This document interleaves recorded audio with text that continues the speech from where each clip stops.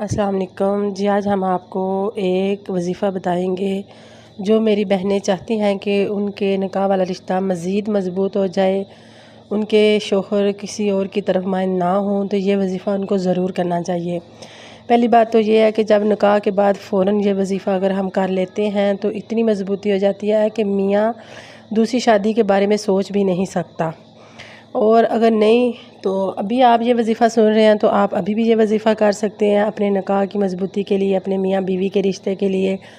आपने सूरतुल निसा की पहली 2 आयत पढ़नी है 3 मरतबा रोज़ाना। सूरतुल निसा की पहली 2 आयत 3 मरतबा रोज़ाना आपने पढ़नी है। 11 दिन ये आपने रोज़ाना पढ़ना है। नमाज़ फ़जर के बाद पढ़ लें, नमाज़ ज़ोहर के बाद पढ़ लें, ये आपकी मर्ज़ी है।